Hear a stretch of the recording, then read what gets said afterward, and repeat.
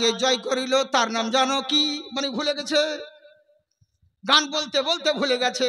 তখন এবার যারা ওর বাজনা পার্টি ওদেরকে জিজ্ঞাসা করছে লঙ্কা যে জয় করিল তার নাম জানো কি, এরা তখন বলছে ও বে 10 আনার ভাগ 1 ভাগ দাও, আমরা বলবো কি, হ্যাঁ তুমি তো এই 12 বছর ধরে 10 আনা তুমি আবার আমাদেরকে 1 আনা দাও, এটা চরম জুলুম, আমরা বলতে পারবো না। ই তখন দেখছে এ তো মান সম্মানে পড়ে যাব, তখন বলছে আজ থেকে ভাগ হইবে সমানের সমান। তখন এরা বলছে লঙ্কা যে জয় করিল বীর হনুমান। পাবলিক বলছে বারে ভগবান, বুঝলেন, মানে এরা ভাবছে ওটাও গান, কিন্তু গান লাই ভুলে গেছিল, ওদের মধ্যে কথা চলছিল। তো এই হচ্ছে ব্যাপার, না বুঝাতে খালি উল্টা পাল্টা বলে দিই, এই হচ্ছে ব্যাপার। তো জেনে বুঝে সুবহানাল্লাহ বলতে হয়, বুঝলেন তো। একবার নবীর মুহাব্বতে পড়ে জোরে বলেন সুবহানাল্লাহ। হ্যাঁ, তাই বার করলো কি বলতে আছেন শোনো, বলে কি হয়েছে, বলে আমি তোমাকে ফল ক্ষমা দিয়ে দেব, আমার বাগানে গাছ লাগিয়ে দিতে হবে। বলে ঠিক আছে হুজুর, কোনো ব্যাপার নাই। প্রতিদিন গাছ লাগায় আব্দুল্লাহ সুমাই, প্রতিদিন গাছটাকে হিলিয়ে দেয়। এর গাছ লাগানোর শেষ হয় না, এর হিলিয়ে দেওয়ার শেষ হয় না, কিন্তু লক্ষ্য করে দেখে ছেলেটা জোহরের নামাজ পড়ে কিনা, আসরের নামাজ পড়ে কিনা, মাগরিবের নামাজ পড়ে কিনা, এশা ফজরের নামাজ আদায় করে কিনা, এগুলো লক্ষ্য করে দেখে। একদিন জোহরের নামাজ পড়তে যাচ্ছে, ওযু করে নামাজের দিকে রওনা হলো। হঠাৎ করে মালিক বলতে আছে বাঁদিরে একটু নোংরা জিনিস তার গায়ে জামাই লাগিয়ে দে। যেমন জামাই লাগিয়ে দেওয়া, চট করে বলছে হ্যাঁ আমি নামাজ পড়তে যাচ্ছি, তুমি আমার জামাই নোংরা লাগিয়ে দিলে, এই কথা বলে দিল, বুঝলেন তো। খুব সুন্দর কথা। আসলে কি জানেন তো, মানে ফাতিয়া ইয়াজদাহাম আজকের দিনে আর অনেকের অনুরোধের কারণে আমাদের নিজস্ব কিছু বলতে পারি না, এরই জন্য আমাদেরকে বলতে বাধ্য হয়। কিন্তু এর মধ্যে কিছু কিছু কথা আমি টপিক দিয়ে বলছি, মেন মেন জিনিস, সম্পূর্ণ বলছি না। তো যাকে শুনবেন তো, চলবে তো যাই। মুহূর্তের মধ্যে টপিক চেঞ্জ করে দিব, কোনো ব্যাপার নেই। যদি বলেন তাহলে অন্য লাইনে চলে যাচ্ছি। ঠিক লাইনে আছি। এই তো বাবজি বুঝেছে, বিহার বাড়িতে মরার কাঁদুন কাঁদলে হবে না, আর মরার বাড়িতে বিয়ের গীত গাইলে হবে না। তো ঠিক আছে ইনশাল্লাহ, ফাতিয়া ইয়াজদাহাম এরই লেগে বলতে আছি, কেমন তাকওয়া জিনিস চিন্তা করুন। আরে ইনি করলো কি, যেমন জামাই নোংরা লাগিয়ে দিয়েছে, সঙ্গে সঙ্গে আমি নামাজ পড়তে যাবো, তুমি আমার জামাই নোংরা লাগিয়ে দিলা, যা চরম অন্যায়, বুঝলেন, চরম অন্যায়। বাঁধি চলে গেল, বাঁধিকে জিজ্ঞাসা করে বাঁধি রে কি বললো, বলে হুজুর আর বলবেন না। বলে কি হয়েছে, বলে হুজুর একটু চোখ দেখিয়েছে, গরম করে কথা বলছে। মালিক বলছে আমার বাগানে এখনো ফল ধরে নাই, দিন আসে রাত যাই, রাত আসে দিন যাই, কয়েকদিন কেটে গেল, কেটে যাওয়ার পরে আবার যখন ফেরত এলো, হঠাৎ করে একদিন মা সিত্তাতি তাকবীরাতি ওয়াজিবুল্লাহ তাআলা, বছরের একটা দিন 5 তাকবীরের শহীদ, মা সিত্তাতি তাকবীরাতে 6 তাকবীরের শহীদ, ওই যে জানাজার নয়, ওই যে ঈদুল ফিতরের নামাজ করলো কি, 6 তাকবীরের শহীদ ঈদুল ফিতরের ওয়াজিব নামাজ পড়তে যাচ্ছে।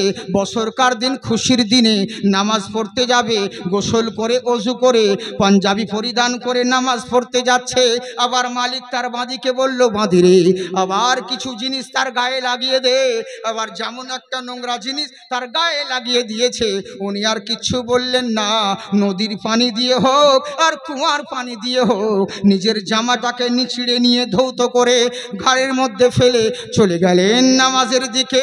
মালিক বলছে শোনো, এত দিনে আমার বাগানে ফল ধরেছে, বুঝলে, এগুলো হিকমতের কথা, সবাই বুঝবে না। চলে এলাম, ইনি বলছে বাবা আবু সালেহ, বলে বলেন হুজুর, বলে তুমি কি ক্ষমা চাইবে না? বলে হ্যাঁ তো হুজুর, ক্ষমা চাওয়ার জন্য এতদিন ধরে পড়ে রইলাম, আপনি কি ক্ষমা দিবেন? বলে হ্যাঁ বাবা, কিন্তু একটা কথা বলো। বলে বলেন হুজুর।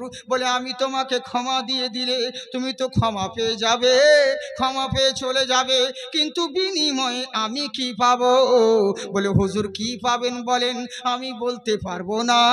তখন মালিক বলতে আছে বাবা রে, আমি তোমাকে যদি সত্যি সত্যিকারের ক্ষমা নিতে চাও আমি তোমাকে ক্ষমা দিয়ে দেব, কিন্তু তার আগে আমাকে ঋণ মুক্ত করে দাও। বলে কিসের ঋণ? বলে তুমি কি জানো না আমার নবী বলেছেন শোনো, প্রথম নম্বর শর্ত হলো যখন কোনো মানুষ মারা যাবে বেশি দেরি করবে না, তাড়াতাড়ি বিবাহ দিয়ে দিও। তাড়াতাড়ি যখন কোনো মানুষ মারা যাবে বেশি দেরি করবে না, তাড়াতাড়ি তাকে দাফন করে দিও, বিদায় দিয়ে দিও, বেশি তাড়াহুড়ো করিও না। অনেক মানুষ জানাজার ময়দানে বলে এই বলে সাহেব কাজ আছে তাড়াতাড়ি করেন, কাজ আছে এই আছে কত রকম বলে যেমন ধরেন, কিন্তু আল্লাহ রাসূল বলেন মানুষকে দাফন করতে গিয়ে তাড়াহুড়ো করবে না, ওকে বিদায় দেওয়ার সময় এইটুকু শিক্ষা নিবে। আজ যেমন তার পরনের লুঙ্গি খুলেছো, একদিন তোমার কাপড় অন্য কেউ খুলবে, এই দিন তোমারও হবে বন্ধুরে। চিরদিন সবার সমান যায় না। ফালাউলাইজা বালাগাতিল হুলকুম ওয়া আনতুম হিনা ইজিন তানজুরুন, যতই মস্তানি করে বেড়াও, যতই লাফালাফি তাপালহুয়ানগিরি করে বেড়াও, চিরদিন সবার সমান যায় না, এই ক্ষমতাও চিরদিন থাকবে না। একদিন এমন আসবে যেদিন তোমার নিঃশ্বাসটা তোমার হুলকুমে এনে ঠেকাবে, ওয়া আনতুম হিনা ইজিন তানজুরুন, সেদিন তুমি অসহায় হয়ে যাবে, নিরুপায় হয়ে যাবে, ইচ্ছে করবে কথা বলার মুখ ফুটবে না, বুক ফাটবে তো মুখ ফুটবে না, চেষ্টা করবে হাত পা নড়ার কিছুই করতে পারবে না, তুমি অসহায় হয়ে যাবে। কেন হবে জানো? কুল্লুন নাফসিন যায়কাতুল মউত, পৃথিবীর বুকে বহু জিনিসের স্বাদ চেখেছো, বহু জিনিসের স্বাদ গ্রহণ করেছো, একদিন মরণের স্বাদ গ্রহণ করতে হবে, মরতে সকলকেই হবে। তাই এবার জেনে রাখো কোনো মানুষকে মাটি দেওয়ার সময় তাড়াহুড়ো করবে না, ওকে ভালোভাবে দাফন করে দিও। দ্বিতীয় নাম্বার হলো যদি কারো ঘরে বিবাহযোগ্য মহিলা থাকে দেরি করবে না, ওর তাড়াতাড়ি বিয়ে দিয়ে দিও, বেশি দেরি করবে না। আমরা অনেকেই ভাবি মুসলমানদের ধর্ম ইসলাম ধর্মে মেয়েদেরকে শুধু বদ্ধ ঘরে থাকতে বলেছে, কিছু করতে পারবে না, এটা ভুল ধারণা। কে বলেছে? ইসলাম ধর্মে মেয়েরা ছেলেরাও যেটা করে মেয়েদেরকেও অধিকার দেওয়া হয়েছে। মেয়েরা ডাক্তার হতে পারে, ইঞ্জিনিয়ার হতে পারে, ব্যারিস্টার হতে পারে, কালেক্টর হতে পারে, সব রকম হতে পারে, সব কিছু পড়তে পারে, ইসলাম বাধা দেয়নি। কিন্তু একটা শর্ত আছে। বলে কেমন শর্ত? মেয়েকে আয়ে বিয়ে গোষ্ঠী শুদ্ধ পড়াও, ইসলাম বাধা দেবে না, কিন্তু শর্ত একটা আছে। বলে কি শর্ত? ফলের বাগান যেমন চাষ করেছো শক্ত করে বেড়া দিও, নইলে পরের ছাগলে এসে তোমার বাগানটাকে মুড়ো করে দিয়ে চলে যাবে। তেমনি মেয়ে জন্ম দিয়েছো, আয়ে বিয়ে এমএ ডাক্তার ব্যারিস্টার করাও, ইসলাম বাধা দেয়নি, কিন্তু মেয়ের যত্ন নিও। কিন্তু আমরা করি কি? যেখানে যত্ন নেওয়ার সেখানে করি না, হ্যাঁ, যেখানে নেওয়ার নয় সেই জায়গায় যত্ন করি। বিবির পর্দার দরকার ছিল, কিন্তু বিবির পর্দা খুলে নিয়ে টিভিকে পর্দা দিয়েছি, তাই না? 60 বছরকার বুড়ি আর 16-17 বছরকার নাতনি, দুজনেই যাচ্ছে রাস্তার ধারে। আচ্ছা বলুন পর্দা কার দরকার হবে, নানির না নাতনির? নাতনির। ও বুড়ির কি হবে? ও যদি আমাকে হাসার বা আই লাভ ইউ বলে আমার কিছু হবে না? ওকে আমার বলতে মন চাইবে, বুঝলেন? পর্দার দরকার ছিল নাতনির, কিন্তু নাতনিকে নাও, নাতনি উদাম হয়ে আছে, আর এই বুড়ি বোরখা পরে ইন্ডিকেটর শুধু বের করে নেন গাড়ির মতন পিটপিট করে হাঁটছে। হ্যাঁ, ওরে রসগোল্লা উদাম হয়ে রেখেছো, আর আলকাতরা কিনে এমন পর্দা করেছো যে ছেনি হাতুড়ি দিয়ে খুলতে হচ্ছে। যেখানে পর্দার দরকার সেখানে পর্দা নাই, আর যেখানে পর্দার প্রয়োজন নেই সেই জায়গায় পর্দা করেছো। এটা কেমন বিচার? তাই জেনে রাখো সব কিছুই করতে পারো, কিন্তু তোমরা পর্দার মধ্যে থেকো। যদি পর্দা করো আল্লাহ তোমাদের সম্মান দিবে, দুনিয়ার মানুষ তোমাকে আর ম্যাডাম বলবে না, মা বলে ডাকবে, তাই তো? হ্যাঁ, মা বোন দুঃখ করিয়ে না, আপনারা ভালো, আপনাদের কথা বলছি না, আপনাদের দিকের মানুষ অনেক পর্দা করে, ওই আমাদের দিকের মেয়েদের কথা বলছি, ওই দিকের মেয়ের ওরকম, আর আপনারা তো ভালো গো পর্দা করেন। তবে একটা অনুরোধ করবো, শুধু মৌলবীকে দেখে পর্দা করিয়েন না, হ্যাঁ, শুধু মৌলবীর সামনে পর্দা লাই, আপনারা সকলের সামনে পর্দা করবেন, পর্দা করলে আপনার ভালাই হবে, কিন্তু পর্দা আপনারা করবেন না শুধু মৌলবীদেরকে দেখলে পর্দা। হ্যাঁ, রাস্তায় যেতে যদি একটু ঠকা লাগে হুজুর দেখছি, হ্যাঁ হুজুর বলে এমনি করে ঠেকে লিখছে, হাই রে পর্দা তোমার, ওকে পর্দা বলে না, জর্দা বলে, বুঝলেন? রাস্তার ধারে আপনারা শুনেছেন আমার বহুত পুরাতন কথা। হ্যাঁ হ্যাঁ, পর্দার রাস্তার ধারে টিউবওয়েলে গোসল করছে গো, বাড়িতে করে না, রাস্তার ধারে টিউবওয়েলে। এখনো দেখবেন বহুত মানুষ লজ্জা লাগে বরঞ্চ যেতে, রাস্তার ধারে টিউবওয়েলে গোসল করছে। মেয়েকে দাঁড় করে বলছে, কেউ এলে পরে বলবি? বলে হুম আসুন। আসছে একজন সাইকেল নিয়ে, কি আসছে মা? বলে ওই কুতুব চাচা। ও কুতুব, আসুক গো, তোদের দাদা হচ্ছে। আর একবার দেখতো মা কে আসছে? বলে মা লোকমান। ও লোকমান, সেটা আব্বা। আসুক গা, তোদের চাচা হচ্ছে, আসুক গা, ভাই না। আর একবার দেখতো মা, ওদিকে রাখ মা। আর একবার দেখতো মা কে আসছে। হ্যাঁ, যখন বলছে মা মৌলবি সাহেব, যেমন মৌলবি বলা তাড়াতাড়ি এমনি করে থেকে লুকাচ্ছে। কেন রে, আমরা কি তোর ভাসুর হই? হ্যাঁ, আমরা কি তোর শ্বশুর হই যে দেশের লোককে উদাম করে দেখাবি আর মৌলবির সময় ঢাকবি? তোকে কে বলেছে পর্দা করতে? হ্যাঁ, হাই রে, কি বলবো, দুঃখের কথা বলতে লাগে ব্যথা। হ্যাঁ, মা বোন তোমরা দুঃখ করি না, তোমরা খুব ভালো, আল্লাহ তোমাদের ভালো করুক, বুঝলেন? যাকে সোনামুখী আমার, তবে পর্দাটা করি আমার কলিজের টুকরো মা বোন, সোনামুখী তোমরা একটু পর্দাটা করো, পর্দা করলে তোমাদের ভালোই হবে, জানো মা বোনদের কত সম্মান, কত ইজ্জত। তাই বার বলছে শোনো, তাই তোমরা মেয়েদেরকে সম্মানের সহিত রেখো। যখন বিবাহ যোগ্য হয়ে যাবে, একমাত্র বাবারাই জানে বিবাহ যোগ্য মেয়ে থাকলে কতটা যন্ত্রণা, কতটা কষ্টদায়ক, ঠিক মতন তার রাত্রে ঘুম হয় না। তাই বাবারে, আমার ঘরে একটা মেয়ে রয়েছে, বহু জায়গায় পাত্র খুঁজে বেড়ালাম, কোনো জায়গায় মনে ধরেনি বাবারে। তোমাকে আমার মনে ধরেছে, তোমাকে আমার মনে ধরেছে, তোমাকে আমার চোখে লেগেছে, তাই তোমাকে আমার পছন্দ। আমি চাই তোমার হাতে আমার মেয়েকে সঁপে দিতে, আমার মেয়েকে বিয়ে করে আমাকে ঋণ মুক্ত করো, আর নইলে এখান থেকে কেটে পড়ো। বুঝলে? ইনি চিন্তা করলো, কি করবো রে, এ তো বিশাল ব্যাপার। তো বিয়ে যখন করতে হবে, ক্ষমা তো লাগবে আমার, তাই তো? এক হচ্ছে হকুল্লাহ, হুকুকুল ইবাদ, এক হচ্ছে আল্লাহর হক, এক হচ্ছে বান্দার হক। আল্লাহর হক নষ্ট করলে ওয়া গাফিরিজ যাম ওয়া কাবিরিত তওব, আল্লাহর কাছে তওবা করো, আল্লাহ ক্ষমাকারী, আল্লাহ মার্জনাকারী। আর বান্দার হক নষ্ট করলে আগে বান্দার কাছে ক্ষমা চেও, বান্দা যতক্ষণ ক্ষমা করবে না, মহান আল্লাহ ক্ষমা করবে না। বুঝলে? বান্দার কাছে ক্ষমা চেয়েছো। হ্যাঁ, কিন্তু করলো কি, মরতে হবে আমাদেরকে, কিন্তু বান্দার হক নষ্ট করলে, বান্দা ক্ষমা না করলে আল্লাহ ক্ষমা করবে না।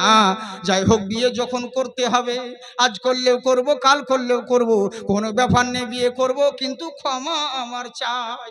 বলে হুজুর ঠিক আছে, বিয়ে করব, কিন্তু সূরা নিসায় আল্লাহ বলেন, যখন তুমি কাউকে বিয়ে করতে যাবে, মেয়েকে একবার দেখে নিও, যদি তোমার নয়ন জুড়ে যায় তাহলে বিয়ের প্রস্তাব দিও। তো একবার মেয়েটাকে দেখান, হ্যাঁ, একবার মেয়েটাকে দেখান। দেখেনি তো, এতদিন ধরে আছে, কিন্তু মেয়েকে দেখেনি। বুঝলেন?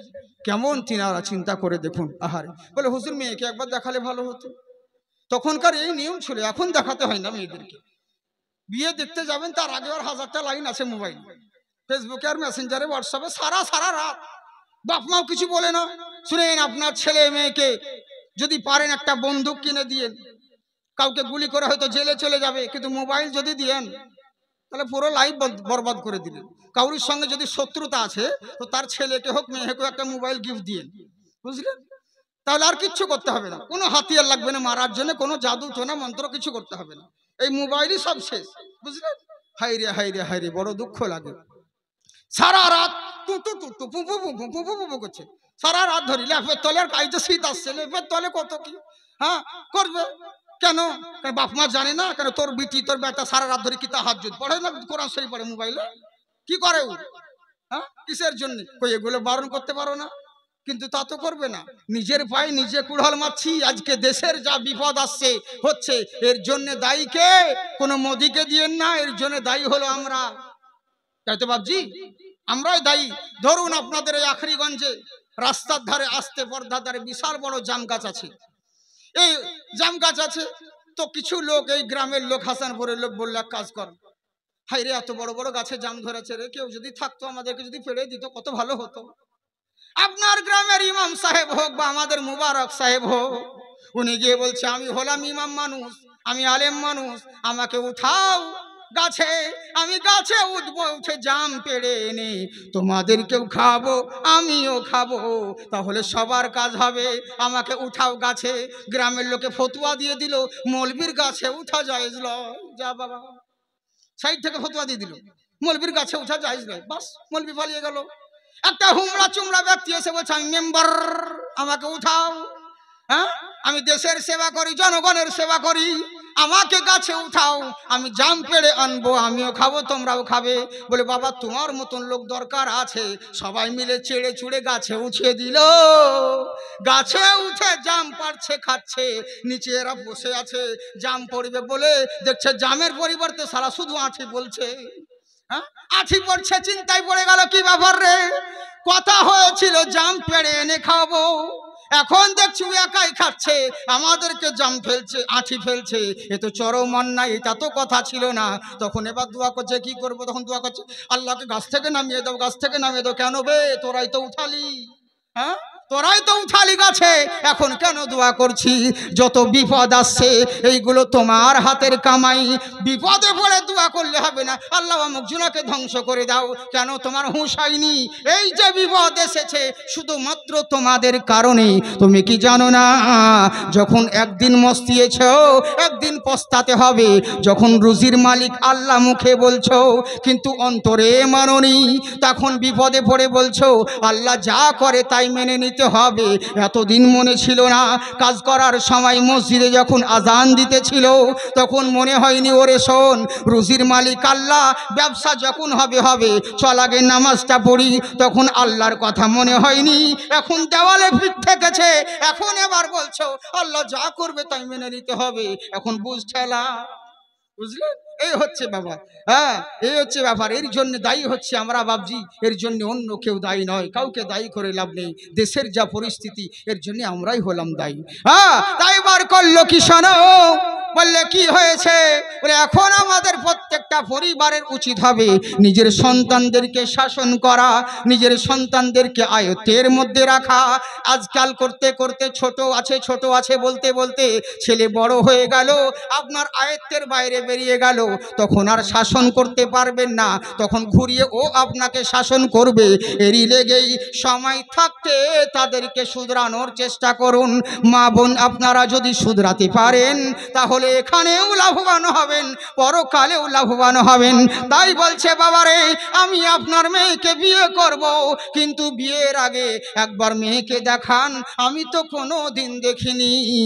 তখন বলছে শোনো আমার মেয়েকে কি দেখবে গো, আমার মেয়ের যা গুণ আছে আমি তোমাকে বলে দিই, তাহলে তো করবে। বলে হ্যাঁ বলুন। বলে শোনো আমার মেয়েকে দেখা লাগবে না, যা যা আমার মেয়ের মধ্যে গুণ আছে আমি সবই বলে দিচ্ছি। বলে বলুন। বলে আমার মেয়ে কি দেখবে, ও তো দেখতে কালো। বলে তাই নাকি? বললে হ্যাঁ। বলে আমার মেয়ে শুধু কালো নয়, সে তো অন্ধ। বলে তাই নাকি? বললে হ্যাঁ। আর তোমার মেয়েকে কি দেখবে, কি করে আসবে, সে তো খোড়া, ল্যাংড়া, মুখে বোবা, কানে কালা, ইত্যাদি অনেক রকম বর্ণনা দিলেন। বলে এগুলো হচ্ছে আমার মেয়ের গুণ, তোমার ইচ্ছে হলে বিয়ে করো, নইলে এখান থেকে কেটে পড়ো। মালিক চিন্তা করে নিল, আবু সালে মুসা জঙ্গি মাথা নত করে কোরআনের দিকে খেয়াল করে, আল ইমানে মুফাসসালের দিকে খেয়াল করে। কি করবে? আমানতু বিল্লাহি ওয়া মালাইকাতিহি ওয়া কুতুবিহি ওয়া রাসূলিহি ওয়াল ইয়াউমিল আখির ওয়াল কদরি খাইরিহি ওয়া শাররিহি মিনাল্লাহ তাআলা ওয়াল বাসি বাদাল মাউত। আমি ঈমান এনেছি আল্লাহর উপরে, আল্লাহর রাসূলের উপরে, আল্লাহর ফেরেশতার উপরে, আল্লাহর কিতাবের উপরে, শুধু তাই নয় আখিরাতের উপরে। খাইরিহি ওয়া শাররিহি মিনাল্লাহ তাআলা, ভালো মন্দ যা কিছু হয় সবই আমার তাকদীরের উপরে, আমার নসিবের উপরে। আমার নসিবে যদি ভালোই লিখে থাকে কেউ কোনোদিন খারাপ করতে পারবে না, আমার নসিবে যদি খারাপ লেখা থাকে কেউ কোনোদিন ভালাই করতে পারবে না। কি করব রে, মরতে একদিন হবে, দুনিয়া ছেড়ে একদিন মরে যে চলে যেতে হবে। আমার ভালো মন্দ সবই যখন আমার তাকদীরের উপরে, নিশ্চয় আমার নসিবে এটাই লেখা ছিল, মেনে নিতে হবে, তাছাড়া কোনো উপায় নেই। বলে ঠিক আছে হুজুর, আপনার মেয়ে যা হবে হোক, আমি ওই মেয়েকেই বিয়ে করব, বিনিময়ে আমাকে ক্ষমা দিতে হবে। সুবহানাল্লাহ। চিন্তা করতে পেরেছেন কত বড় ঝুঁকি? এ তো বিয়ে নয়, মনে হয় জানাজা। হ্যাঁ, কত বড় ঝুঁকি নিলেন জীবনে। বিয়ে করব কিন্তু আমার ক্ষমা চাই, ওই মেয়েকে বিয়ে করব কানা ঘোড়া। আহারে, এবার তো পালাতে পারতেন, কিন্তু এবারও পালালেন না। চিন্তা করে দেখুন। আহারে, খুব সুন্দর কথা সামনে আসছে, কিন্তু বলতে গেলে আমার টাইম হয়ে যাচ্ছে, তো যা হচ্ছে সমস্যা। আপনাদের বিরক্ত লাগে না তো? সত্যি বলছেন? হ্যাঁ হ্যাঁ হ্যাঁ হ্যাঁ হ্যাঁ, জি জি জি জি, হ্যাঁ মাশাআল্লাহ। হ্যাঁ, যেটা কবরস্থান উপলক্ষে কালেকশনের জলসা, অতএব আমি বলতে থাকবো, আপনাদের দিকে চাদর নিয়ে যাবে, যার যেটা পারবেন ইনশাল্লাহ কবরস্থান উপলক্ষে দিবেন, বুঝলেন? কারণ এই যেই বাড়িতে থাকছেন এটার কোনো গ্যারেন্টি নেই, কিন্তু যেই জায়গার জন্য আজকে জলসা আয়োজন করা হয়েছে এই জায়গায় আপনাদের সকলকে যেতে হবে, মরতে সবাইকে যেতে হবে, বুঝলেন? কারণ যখন মেন বক্তাকে কালেকশন হবে করাবেন তখন জলসা মার খেয়ে যাবে, মার খেয়ে যাবে। হ্যাঁ, এরই জন্যে তো, যার কারণে আমি আপনাদেরকে বলবো অত বিরক্ত করব না। আমার কমিটি ভাইরা যাচ্ছেন কবরস্থান উপলক্ষে, শুধু চাইলেই দিতে হবে এর কোনো মানে নেই। ওরে না চাইলে কে দেয়? চাইলে তো সবাই দেয়, কিন্তু না চাওয়াতে আপনি যেই দান দিবেন, পৃথিবীর বহুত ব্যাংকে টাকা আছে, অ্যাকাউন্টে রাখবেন, আপনি পেতেও পারেন নাও পারেন, কোনো গ্যারেন্টি নেই, কিন্তু এই সমস্ত জায়গায় দিলে পরে আপনি এখানেও পাবেন ওখানেও পাবেন। এরই লেগে বলছি, দান কোনো দিন বিফলে যায় না। আপনারা অবশ্যই দানের হাতটা একটু বাড়িয়ে দিবেন, বুঝলেন? হ্যাঁ মাশাআল্লাহ, একবার মোহব্বতে বলেন সুবহানাল্লাহ। घर की दहलीज हो या के बाजार हो, गैर महरम से पर्दे की तालीम दो। घर की दहलीज हो या के बाजार हो, अपन गैर महरम से पर्दे की तालीम दो। घर की दहलीज हो के या बाजार हो, गैर महरम से पर्दे की तालीम दो, वरना एक उम्र बेटी की कट जाएगी। फातिमा की हया ढूंढते ढूंढते एक दिन में मदीना पहुंच जाऊंगा, दर्द दिल की दवा ढूंढते ढूंढते। सुबहानाल्लाह बोलें, सुबहानाल्लाह। नात देखुन दम থাকা চাই, বুঝলেন তো? আল্লাহর দান। হ্যাঁ, শুধু নাতের মধ্যে বহুত কোয়ালিটি আছে। কালাম দেখুন কত সুন্দর, ইমান তাজা হয়ে যাবে। মোহাব্বতে জোরে বলেন সুবহানাল্লাহ। कि मेरे आका की दंदन वन नज्म की एक तबस्सुम से फैली अजब रोशनी, मेरे आका की दंदन वन नज्म की एक तबस्सुम से फैली अजब रोशनी। मोहब्बत के साथ बोलिए सुभान अल्लाह। मेरे आका की दंदन वन नज्म की एक तबस्सुम से फैली अजब रोशनी, गुमशुदा सोई एक आन में मिल गई, गुमशुदा सोई एक आन में मिल गई, हंस पड़ी आयशा ढूंढते ढूंढते। नारे तकबीर, नारे रिसालत, मसला के आला हजरत, वली का दामन। नारे तकबीर, नारे रिसालत। चतुर्वेदी जाकिर हुसैन साहेब, नारे तकबीर, नारे रिसालत। যাই হোক, আমি ভাবলাম হয়তো চতুর্বেদী ফকির হোসেন বলতে যাবে, হয়তো জাকির হোসেন না বলে এরকম হয়ে যায়, গোলমাল। চতুর্বেদী বলতে গিয়ে আয়ুর্বেদী হয়ে যায়। আমি ইউটিউবারদেরকে বলবো, ভাই শুধু দু চারটা স্লোগান বংচং করে দিলে চতুর্বেদী যাকে তাকে লিখেও না। দেশের পরিস্থিতি খারাপ, যেদিন বাটাম খাবে সবাই না সেদিন বুঝবে ঠেলা। হ্যাঁ, এই হচ্ছে ব্যাপার। এগুলো অন্যায়, কিন্তু দু চারটে নাচ পড়ে দিচ্ছে, কেউ শায়েরে ইসলাম হয়ে যাচ্ছে, দু চারটে হাগার মুতার ফতোয়া দিয়ে দিচ্ছে, তাকে মুফতি বানিয়ে দিচ্ছে, দু চারটা একটু হয়তো শ্লোক মন্ত্র তাও আবার ভুল ভাল পড়ে দিচ্ছে, চতুর্বেদী হয়ে যায়। এগুলো অন্যায় কিন্তু চরম, বুঝলেন? এগুলো সবাই কি দরকার ভাই? কোরআন হাদিসের কি কমতি আছে? ওই বলে শেষ করা যাবে না, আমাদেরকে কিছু কথা বলতে হয় দেশের পরিস্থিতি অনুযায়ী। তাই বলে যদি ওটাকে পেশা মনে করে নাও তাহলে তো গোলমাল হবে না, বুঝলেন? আর একই পুঁজি কদিন চালাবে? সংস্কৃত পড়ার যোগ্যতা আছে? যদি তোমার সামনে সংস্কৃত কিতাব পড়ে দিই আর বলে যে বলো সূরা ফাতিহার তাফসীর আমার এখানে করো, এদের যেটা মন্ত্র সেটাই বলো, বিয়ে পড়াবার সময় কি বলে সেটা বলো, হ্যাঁ যখন দুর্গা যখন বস্ত্রহরণ হয়েছিল তখন কি ঘটনা ঘটেছিল সেটা বলো, যদি বলি মা সরস্বতী সর্বপ্রথম কাকে অন্ন দান করেছিল কই সেটা বলো, যদি বলি শিবের মাথায় কেন জল ঢালতে হয় বলো, তো তুমি বলবে না তাহলে চতুর্বেদী কিসের ওই অঙ্গং চঙ্গ খালি ওই একটা মন্ত্র হরতি ভাবাম পরম পদম ওই শোনার লেগি, হ্যাঁ এগুলো কিন্তু উচিত নয়, বুঝলেন? তো যাই হোক, এগুলো করা ঠিক নয়, আমি সব কথা বলছি না, তবে আল্লাহ যেন আমার সকলকে হিদায়াত করুক। আমার প্রত্যেক সুন্নি ওলামা হচ্ছে এক একটা ফুল, বুঝলেন, এক একটা ফুলের এক একটা খুশবু, কিন্তু ওই যে বললাম আলিমের কদর তখনও ছিল, এখনো আছে, চিরদিন থাকবে। হ্যাঁ কত রকম পাতান আসবে আবার চলে যাবে, এতে কোনো দুঃখ করে লাভ নেই, বুঝলেন তো? আসা যাওয়া এটাই হচ্ছে নিয়ম, চিরদিন সবার জন্য নাই। আল্লাহ আমাদেরকে বুঝার তৌফিক দান করেন, বলেন আল্লাহুম্মা আমিন। হাত উঠিয়ে বলেন আল্লাহু আকবার। আর বলবো, সত্যি বলছেন? শুনবেন? কারা কারা শুনবেন হাত উঠান, যারা যারা হাত উঠালেন 2000 করে টাকা এনে দেন।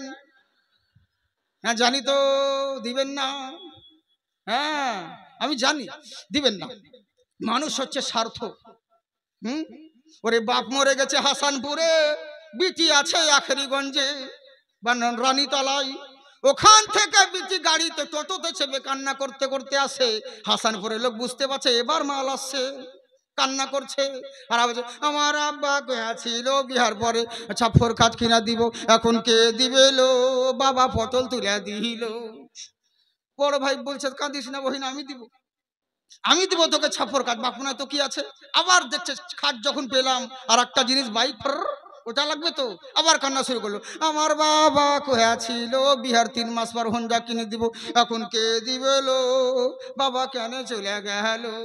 ছোট ভাই বলছে কাঁদিস না বহিন, চুপ, দরকার হলে পোখর বিক্রি করে তোকে বাইক কিনে দিব, মোটরসাইকেল, এখন তো চুপ। ই দেখছে দুটোই পেয়ে গেছি, তখন ওই ঘরে ঢুকে বলছে বয়স হয়ে গেছে, আল্লাহর মাল আল্লাহ লিয়াছে, মরতে তো একদিন হবে, সকলকে তো হবে, দুঃখ করি আর লাভ কি, কে দিবার লাভ কি, বুঝেছেন তো?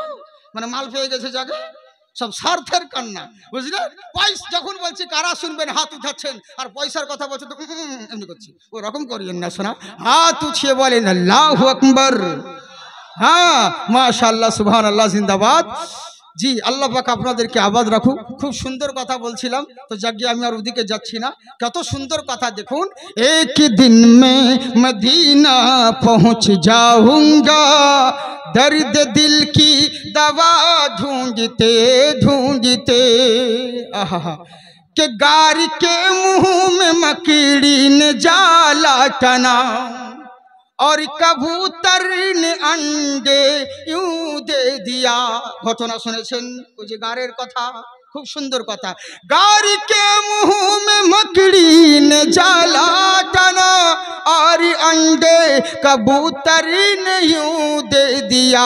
बैठ जाएंगे कुफ्फार थक हार कर, बैठ जाएंगे कुफ्फार थक हार कर, मुस्तफ़ा का पता ढूंढते ढूंढते, एक दिन में मदीना पहुँच जाओ, दर्द दिल की दवा ढूंढते ढूंढते। আমার নবীর মুস্তাফার মতন কেউ হয়নি আর হবে না এমন নবী গো। ওরে মুসলমান তো মুসলমান, কোরআন তো কোরআন, বেধর্মীদের ধর্মগ্রন্থ পর্যন্ত পুরাণ বলো আর বেদ বলো, উপনিষদ বলো আর উপদেষ্টা বলো, মহাভারত বলো আর বাইবেল বলো, যত ধর্মগ্রন্থ রয়েছে ভালো করে যাচাই করলে বুঝতে পারবে আমার নবীর কথা বলা হয়েছে। দুর্গার সময় এখন দুর্গা পূজা চলতে আছে, আমি ছোট্ট করে একটা কথা বলি, পৃথিবীর বুকে সবাই সবাইকে মানো, সবাই সবারই পূজা করো, আমি কাউকে অমান্য করছি না, কাউকে গালি দিচ্ছি না, কিন্তু জেনে রাখো ওম দুর্গেশ্বমী মহালক্ষ্মী পূর্মিদয়োহা, ওম নমস্তস্যৈ বিদ্যাশ্বরী মহালক্ষ্মী পূর্মিদয়োহা। হে বৎসরা জেনে রাখো, ওই যে মহান নবী পৃথিবীর বুকে আগমন হবে, ওই যে মহামানব পৃথিবীর বুকে আবির্ভাব হবে, কেন হবে, কিসের জন্য হবে, একটা কথা জেনে রাখো, মা দুর্গা বলো আর সরস্বতী বলো, লক্ষণ বলো আর যত ধর্ম দেবতা বলো না কেন, ইনারা প্রত্যেকেই দেব দেবতা, কিন্তু সৃষ্টিকর্তা কেউ নয়। ইনারা হচ্ছেন সকলেই মহামানব, সকলেই মহান দেবতা, কিন্তু সৃষ্টিকর্তা নয়। বলে কেমন করে?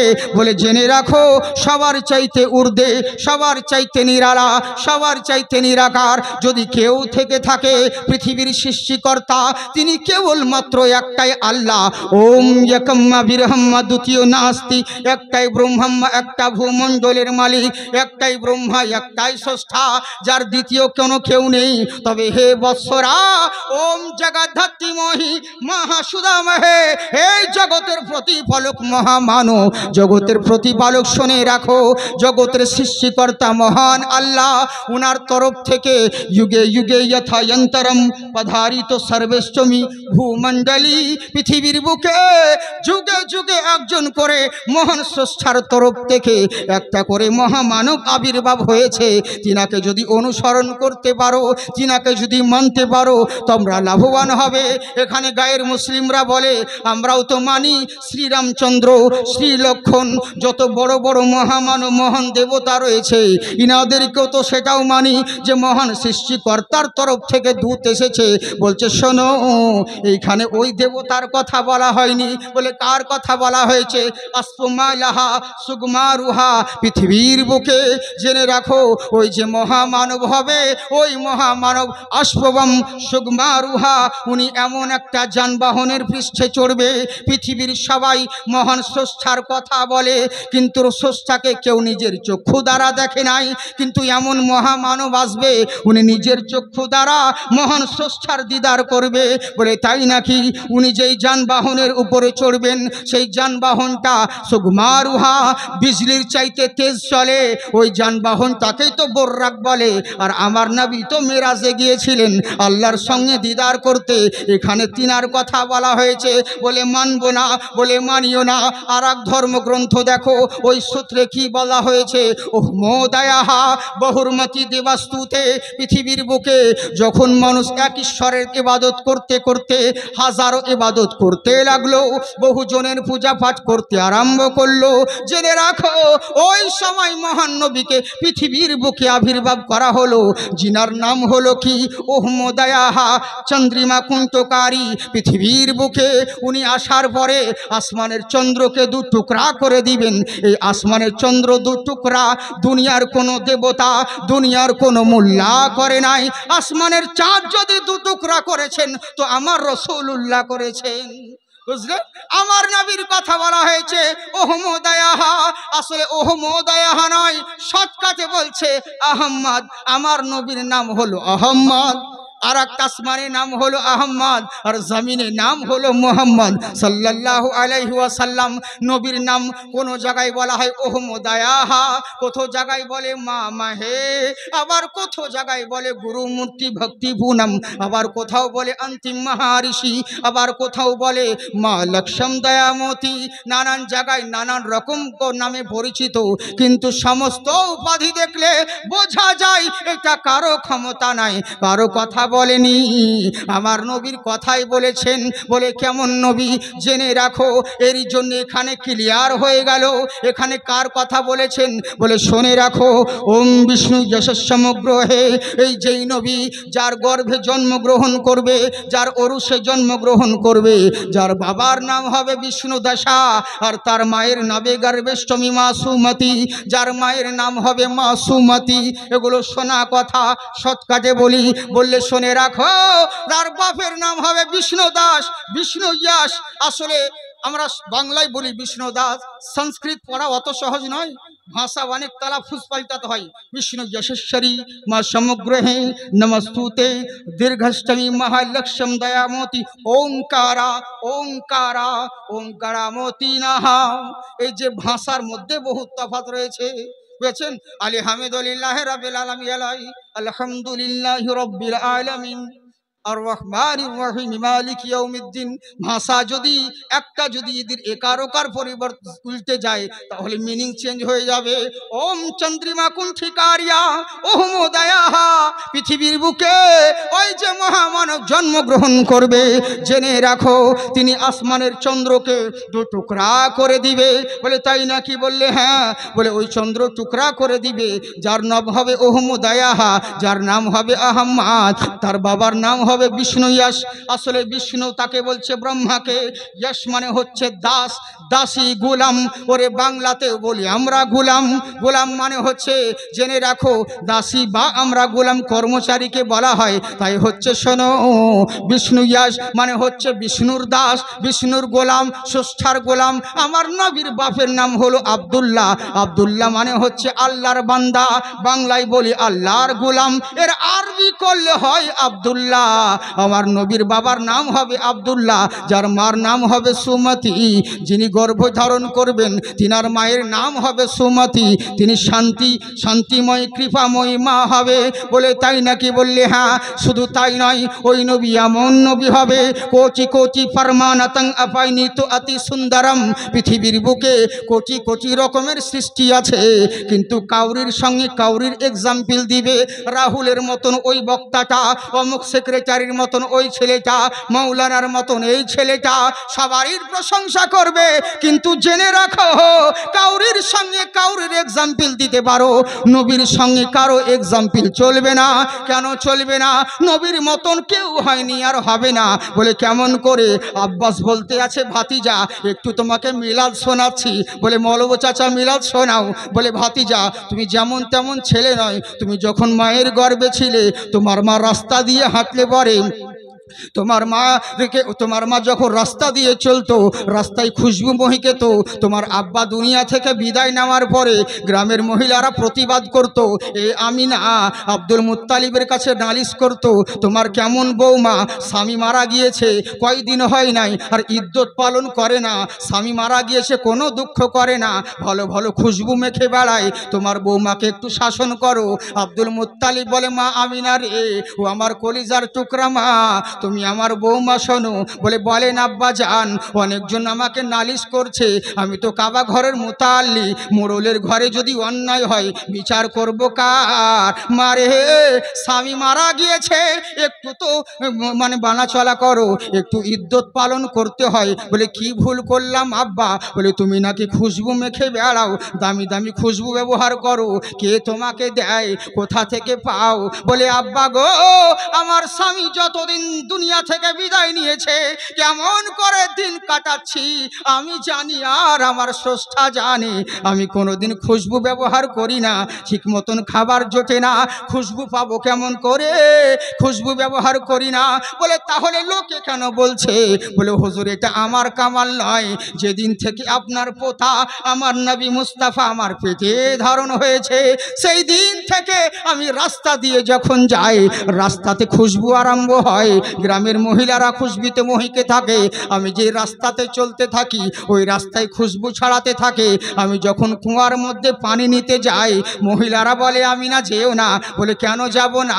বলে তুমি যতক্ষণ থাকবে কুয়ার পানি ততক্ষণ উপরে থাকবে, তুমি চলে গেলে আবার কুয়ার পানি নিচে নেমে যাবে। এইগুলো হুজুর আব্বা গো, এগুলো আমার সন্তানের জন্যে, আমার কোনো কামাল নেই। বলে ভাতিজা শোনো, তোমাকে মিলাদ শোনাচ্ছি। বলে বলো চাচা শোনাও। ছাই নাই, তুমি এমন ছেলে তোমার মতন কাউকে দেখিনি। যখন তুমি একদিন দোলনায় শুয়েছিলে মনে হচ্ছিল আসমানের চাঁদটা তোমার উপর ভেঙে পড়বে, অবশেষে দৌড়িয়ে যখন গেলাম তখন দেখছি তুমি দোলনায় শুয়ে সে আঙুলটাকে হিলাচ্ছিলে, শাহাদাত আঙুল নাড়াচাড়া করছিলে। উপরের দিকে তাকিয়ে দেখলাম দুনিয়ার মানুষের খেলনা হয় দুনিয়ার বানানো জিনিস, মোল্লার বানানো জিনিস, আর তোমার খেলনা আল্লাহর বানানো জিনিস। বলে কি এমন জিনিস? বলে আসমানের চাঁদটা দেখছি ভেঙে পড়ে নাই, তুমি আঙুল যেদিকে ঘোরাচ্ছিলে আসমানের চাঁদ সেদিকে খেলনা স্বরূপ ঘুরতেছিল। বলে তার কি দেখেছো চাচা? বলে আর কি দেখেছি ভাতিজা শোনো। বলে বলো চাচা। বলে তোমার মতন অনেকজনকে দেখেছি কিন্তু তোমার মতন কাউরির সঙ্গে মিলেনি। মক্কাবাসীরা সবাই এসে বলে নবীর মতন কেউ হবে না, আব্দুল্লাহর ছেলের মতন কেউ হবে না। বলে তাই নাকি? বললে হ্যাঁ। আব্দুল মুত্তালিব বলে ওরে আব্বা শোন, আমার কাছে শোন, আমি তো কাবার মুতাল্লি, আমার এখানে বহুত লোক আসে, জর্দান থেকে হোক আর শাম থেকে হোক আর ইয়ামান থেকে হোক, সারা পৃথিবীর মানুষ এই কাবার চত্বরে আসে কাবা তোয়াব করতে, মেলায় ভ্রমণ করতে। কিন্তু অনেক ছেলেকে দেখেছি, আমার নাতির মতন কাউকে দেখি নাই, আমার পোতার মতন কাউকে দেখি নাই। জিবরিল আমিন বলেন, ইয়া রাসূলুল্লাহ, বলে বলো, বলে হুজুর আমি অনেক নবীগণকে দেখেছি। বলে কেমন দেখেছো?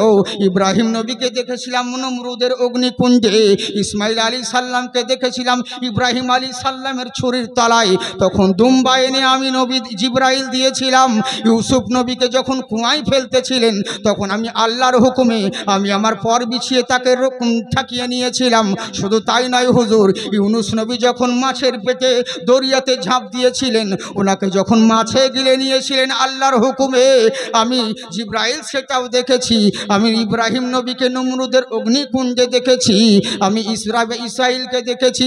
তামাম যত নবীগণ আদম থেকে নিয়ে ঈসা পর্যন্ত সকল নবীগণকে দেখেছি হুজুর, কসম আল্লাহর বলি আপনার মতন কাউকে দেখিনি। তখন আমার আল্লাহ বলে, জিবরিল শোনো, আরে দেখবাই বা কেমন করে, আমার নবীর মতন দ্বিতীয় আমি আল্লাহ সৃষ্টি করিনি।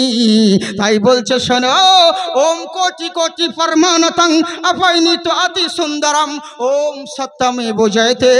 পৃথিবীর বুকে কোটি কোটি রকমের সৃষ্টি দেখতে পাবে, নবীর সঙ্গে কাউরির তুলনা করতে পারবে না, নবীর সঙ্গে কাউরির উদাহরণ চলবে না, কারণ নবীর মতন দ্বিতীয় কোনো সৃষ্টি খুঁজে পাবে না।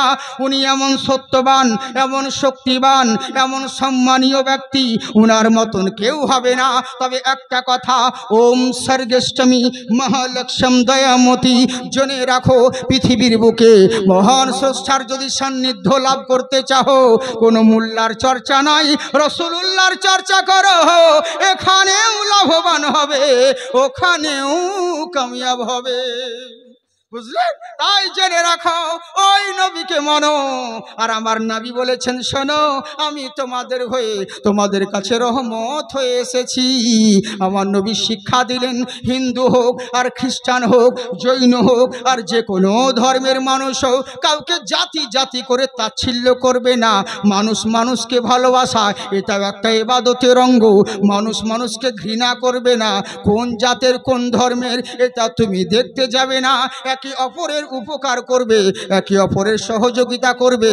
কারণ তুমি মানুষ হয়ে যদি অপর মানুষের উপকার করতে থাকো, সে তোমার পরিবর্তে উপকার করবে, এর কোনো গ্যারান্টি নেই। এর বিনিময়ে মহান স্রষ্টা তোমার উপকার করবে। তাই তো আমার নবী বলেন, শোনো, দুদিনের দুনিয়া, আজকে আছো কালকে নাও থাকতে পারো, তবে দুনিয়ার বুকে থাকাকালীন আল্লাহকে ভয় করো, আল্লাহর হুকুম মেনে চলো, বান্দার হক নষ্ট করিও না। বান্দার যদি হক নষ্ট করে থাকো, আগে বান্দার কাছে ক্ষমা চেয়ে এসো। বান্দা ক্ষমা না করলে মহান আল্লাহ ক্ষমা করবে না। আবু সালে বলে, বাবা গো, আপনার ওই অক্ষরা প্রতিবন্ধী মেয়েকে আমি বিয়ে করতে রাজি, কিন্তু আমাকে ক্ষমা দিতে হবে। এখান থেকেই বলছিলাম, ছেড়ে দিই, অনেক টাইম হয়ে গেল বাবা, আর বেশি বলছিলাম। হ্যাঁ, কতক্ষণ বলবো? সারা রাত। বাপের মাল তো। জি জি জি, হ্যাঁ হ্যাঁ, আপনাদের জজবা খুব ভালো শোনা। আমি যে বলছি এটা মানে বিশাল ব্যাপার। তবে এখন প্রথমে অত কষ্ট দিলে হবে না, বুঝলেন? কে বলতো মানে শুরু করছি, আমার খুব টাটকা, 4 মাস হয়েছে অপারেশন হওয়া। দোয়া করেন আল্লাহ যেন শিফা দান করেন, আর যেন কিছু না হয়, আল্লাহ পাক যেন ভালো করে দেন, আর যতদিন বাঁচিয়ে রাখবেন যেন ইমানি হালাতে বাঁচিয়ে রাখে। বাস, কে কি বললো, দুনিয়ার মানুষ হাজারো জন আমাকে গালি দিয়ে, তাতে আমার কিচ্ছু যায় আসে না, বুঝলি? কোনো প্রবলেম নেই। হ্যাঁ, আমার নিজের ইমান ঠিক থাকলেই হলো, আমার আল্লাহর কাছে নাম থাকলেই হলো। আল্লাহ যেন ইমানি হালাতে বাঁচিয়ে রেখে ইমান নিয়ে যেন মৃত্যু দান করেন, সকলে বলি আল্লাহুম্মা আমিন। হ্যাঁ, যাই হোক বাবজি সোনামুখী আমার, আপনারা খুব ভালো মানুষ, তবে আপনাদের বিরক্ত লাগে না? আর 5 মিনিট বলি। হ্যাঁ, সারা রাত।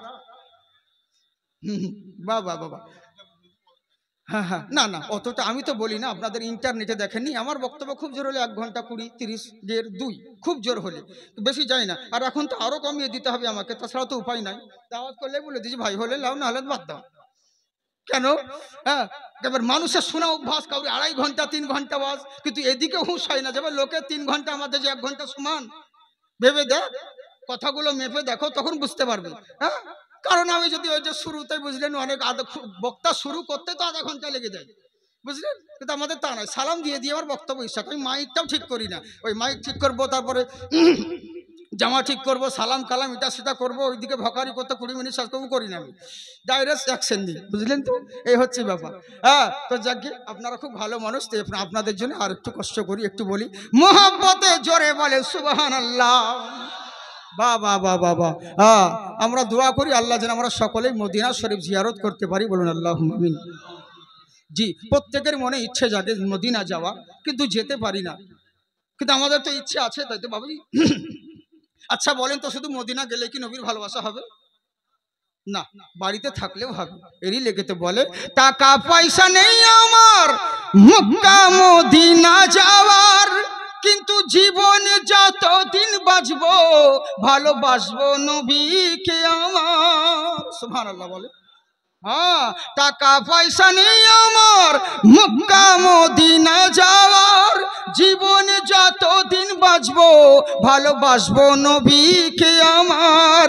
ওগো আল্লাহ পরিবার দেখায় নবীর দিদার, এইটুকু সাদ মনে আমার আছে। নবী গো এই গরিবের কি বা করার আছে, মওলা গো এই গরিবের কি বা করার আছে। সুবহানাল্লাহ বলেন।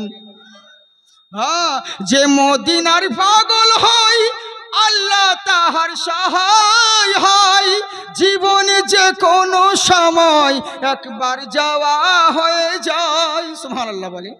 তাহাজ্জুদে পড়তে থাকো, দরুদ সালাম গাইতে থাকো, দেখবে একদিন যাওয়া হয়ে গেছে। নবী গো এই গরিবের কি বা করার আছে, মওলা গো এই গরিবের কি বা করার আছে। লালচা আছে থাকলে একটু দিয়ে। হ্যাঁ হ্যাঁ হ্যাঁ, জি জি জি, হ্যাঁ, এখন খুব দরকার, তো বুঝতে পারছেন তো, আসলে আমার এর জন্য একটু গলা শুকিয়ে যাচ্ছে। হ্যাঁ, যাকে আপনাদের দোয়া থাকলে হবে। একবার মোহাব্বতের সঙ্গে জোরে বলেন সুবহানাল্লাহ।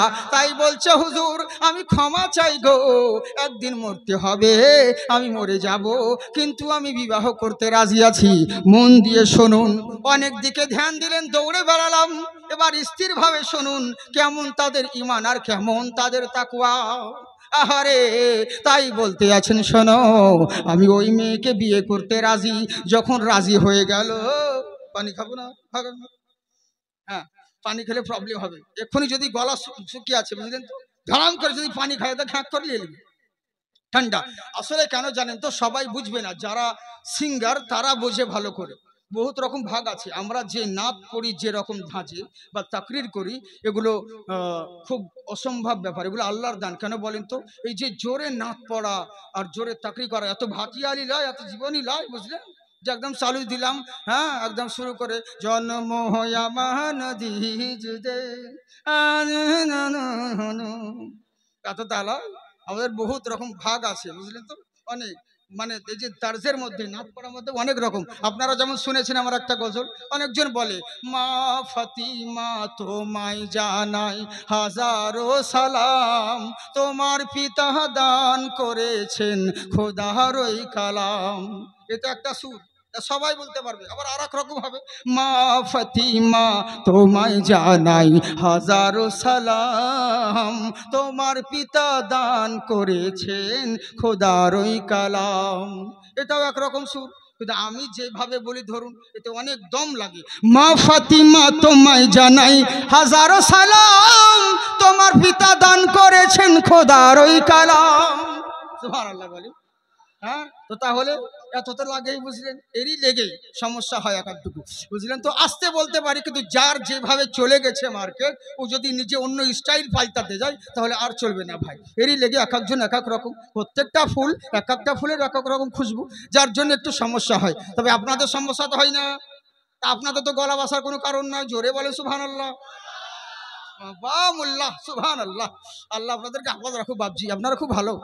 ওরে ইনশাআল্লাহ অন্য সময় হবে, কি হবে, ওয়াজ না হলে পরে হবে, কি আছে, আল্লাহ যদি বাঁচিয়ে রাখে, যাকে 365 দিন এলে আপনার 365 রকম কোয়ালিটি দেখাবো, অসুবিধে নেই, বুঝলেন তো।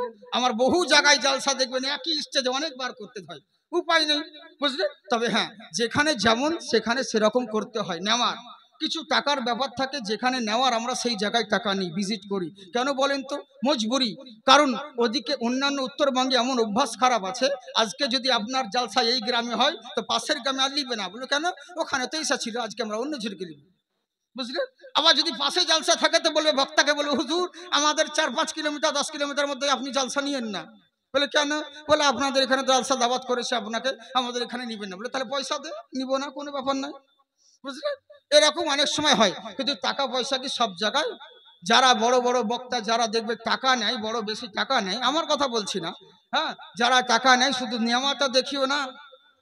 তোমার বাপ কেন, তোমার 14 গোষ্ঠী পর্যন্ত ওরকম পারবে না, শুধু তোমরা নিতে জানো কিন্তু দিতে জানো না। দিয়া দেখেছো? তাদের ঘরে গিয়ে দেখো, তাদের কর্মগুলো দেখো, এক একজন এক একটা প্রতিষ্ঠানের সঙ্গে জড়িত আছে, বুঝলেন। আমিনউদ্দিন সাহেব বলো আর আমিরুল বলো, আরো যিনারা রয়েছেন, দেখো এক একজন এক একটা প্রতিষ্ঠানের সঙ্গে জড়িত থাকে, নিজের জন্য কিছু করে না। কটা বিটির বিয়েতে ভাষণ তো দিচ্ছ, কটা মেয়ের বিয়েতে টাকা দিয়েছো দেখি শুনি? কোন মলবির মারা যাওয়াতে তার পরিবারের দিকে লক্ষ্য রাখো দেখি। বড় বড় তো ভাষণ দিচ্ছ, অমুক জনা অত টাকা নিচ্ছে, এই নিচ্ছে, কিন্তু তোমরা কি করো? হ্যাঁ, এই হচ্ছে ব্যাপার। 1 টাকা নেওয়াও যতটা গুনাহ, 100 টাকা নেওয়াও গুনাহ, তাই তো ভাবছি। হ্যাঁ, বলে মাংস খাবো না, শুধু ঝোল খাবো, ইয়া করলে হয়?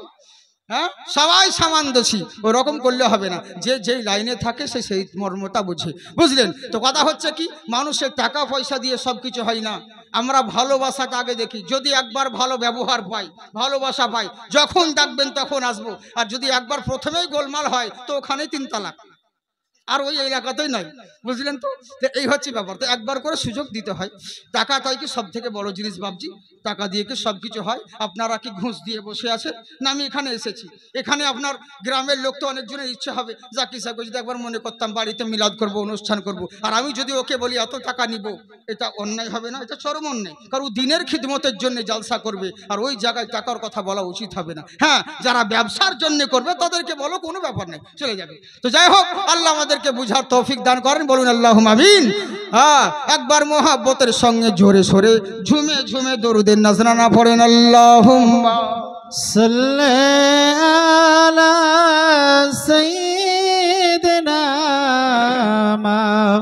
মাওলানা মুহাম্মদ ওয়া আলা আলি সাইয়্যিদিনা মাওলানা মুহাম্মদ। তুমি বিশ্ব নেতা সবার দাতা নবী মুহাম্মদ, তুমি বিশ্ব গুরু সবার শুরু খোদারি ইমদাদ, তুমি প্যারা মুহাম্মদ, তুমি আল্লাহর ইমদাদ, তুমি প্যারা মুহাম্মদ। বলেন সুবহানাল্লাহ, সুবহানাল্লাহ। তুমি আসলে ভাবে ত্রিভুবনে হইল জ্বালা, আরে গরিব ইয়তিম দুঃখী সবার মিটিল জ্বালা।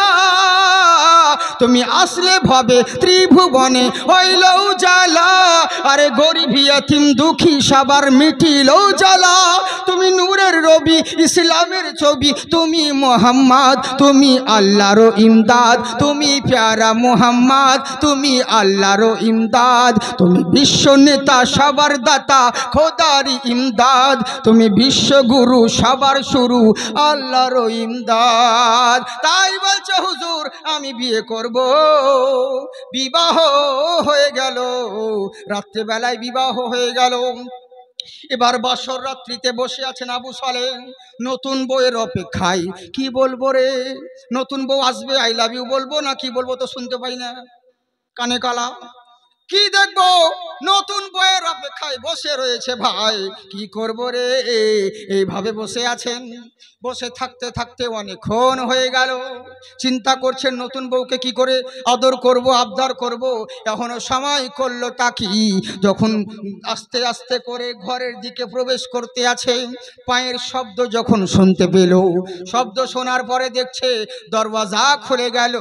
দরওয়াজা খুলে যাওয়ার পরে আবু সালেহ মুসা জঙ্গির 2 চক্ষু, উম্মুল খায়ের মা ফাতিমার 2 চক্ষু, 4 চক্ষু যখন এক হয়ে গেছে, আবু সালেহ মুসা জঙ্গি আল্লাহু আকবার বলে জমিনে পড়ে গেছে, জমিনে পড়ে গেল।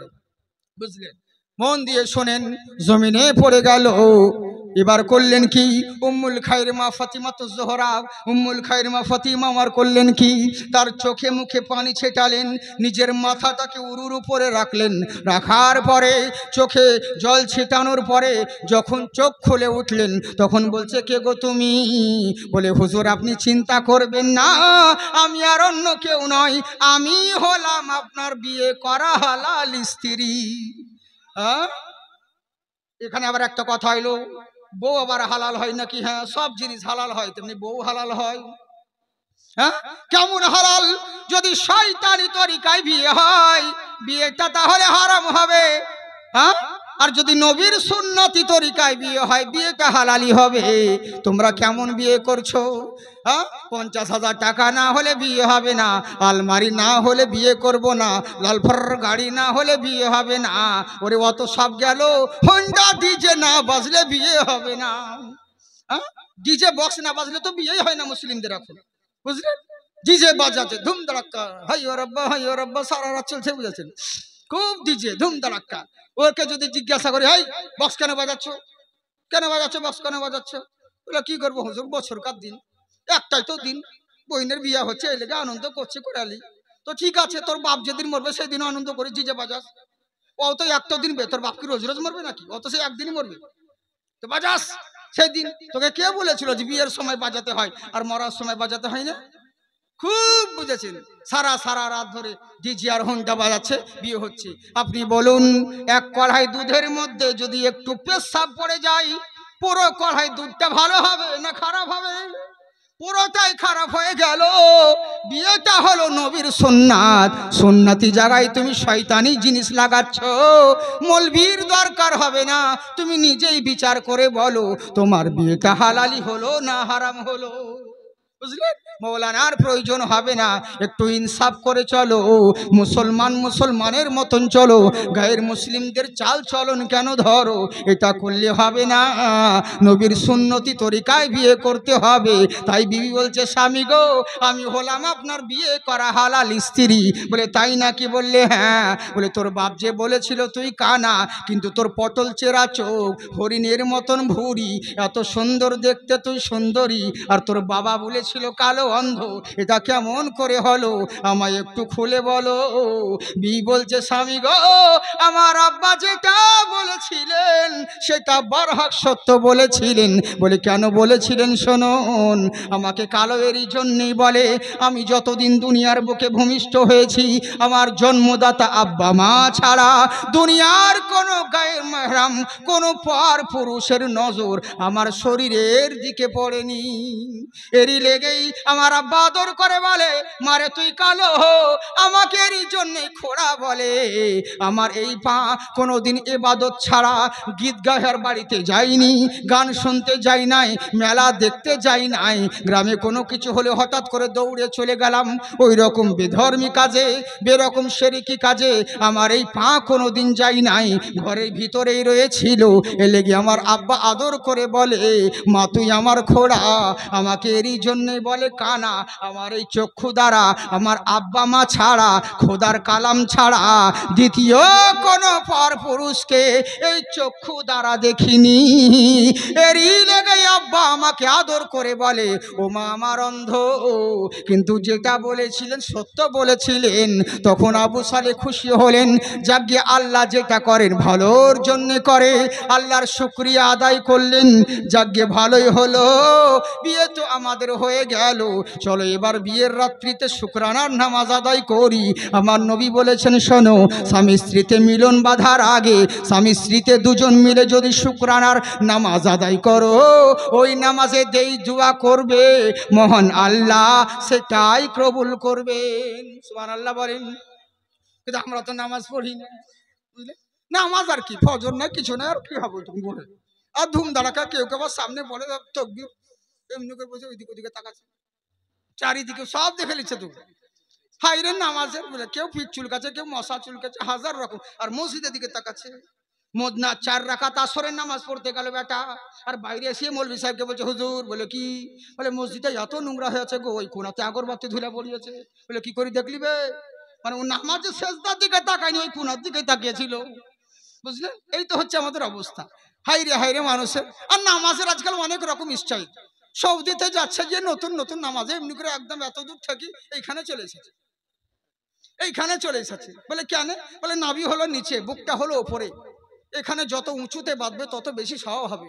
কেন বে? তো মাথার ওপরে বাঁধ, আরো সওয়াব পাবি, আরো উঁচু এটা। হ্যাঁ, চিরদিন আগ করে এলি নাভির নিচে, আর এখন আবার নতুন স্টাইল। হাইরে। তারপরে নামাজ পড়েও শান্তি নাই, মনে হচ্ছে বাঁদরের হাড় আছে, খালি উচপুচ। কেন বা চুপ করে নামাজ পড়া হয় না? আর এমনি করতে করতে জানেন, জঙ্গিপুর একটা মসজিদে এশার নামাজ পড়ছিল বাবা, জামাত কাজা নামাজ পড়ে কাজা হয়ে গেছে। পরে ওরা দুজন মিলে, একটা লম্বা মানুষ আর একটা বেঠে মানুষ, দুজনে নামাজ পড়ছিল, আর মসজিদের কারেন্ট চলে গেছে। এমনি করতে জানেন, ওর চোখ, বুড়া আঙুলটা একদম ওর চোখে, বেঠা লোকটা চোখে ঢুকে গেছে, জানেন? আল্লাহু আকবার বলে চিল্লাচ্ছে। এই হচ্ছে ব্যাপার। এমনি কানে নামাজ পড়তে তার চুপ করে থাকা যায় না, বুঝলেন? এই হচ্ছে ব্যাপার। অনেক রকম আজকাল ফ্যাসিলিটি উঠেছে, বুঝলেন? তবে যাকে আমি কাউকে কিছু বলি না, যা ইচ্ছে তাই করুক গো। আজকাল নতুন কত রকম সিস্টেম উঠেছে। আর কিছুদিন পরে দেখবেন বলবে 5 ওয়াক্তেও আজান দেওয়ার দরকার নাই, একবার দিলেই হবে। আর কদিন পরে এটাও বলতে ওদের বাধ্য নাই। 20 থেকে তো 8 চলে এসেছে, মিলাদ কি আস্তে আস্তে তো সবই উঠতে লেগেছে। আর কদিন পরে দেখবেন আজান উঠবে, তারপরে বলবে আজানে অত বাড়তি করা দরকার কি, শুধু আল্লাহু আকবার আর হাইয়া আলাস সালাহ বললেই হবে, অসাধারণ মোহাম্মদ রাসূল এসব বলার দরকার নেই। আস্তাগফিরুল্লাহ এগুলোও বলবি, ওদের কোনো ব্যাপার নাই তো। নতুন তো। আর আমাদের যুবক ছেলে যে মোবাইলে শুনে নিচ্ছে, হুজুর সৌদিতে অমুক করছে, মোবাইলে তো দেখলাম ইউটিউবে এই জিনিসটা আছে। কেন বে? মোবাইলে কি ফেরেশতা ডাউনলোড করে দিয়ে গেছে? হ্যাঁ, উল্টা পাল্টা মোবাইলে যা আছে তাই দেখতে হবে। হায়রে। আর এই মোবাইল, সব জায়গায় মোবাইল। হ্যাঁ, বুঝেছেন? মৌলবি মসজিদের ভিতরে জুম্মার ওয়াজ করছে, একটা ফাতিহা করছে, তাও লাইভ ফেসবুকে, তাও এতে। হ্যাঁ, ওরে আমরাও তো জালসা করি, কিন্তু আমাদেরকে দেখেছেন কোনোদিন কোনো লাইভে আমাদের বলেছি ভাই অমুক জায়গাতে আজকে যাচ্ছি, অমুক জায়গাতে জালসা করতে যাচ্ছি? এসব আমাকে লজ্জা লাগে। ওরে নাস্তা পর্যন্ত খাচ্ছে, সেটারও ছবি তুলে পাঠাচ্ছি।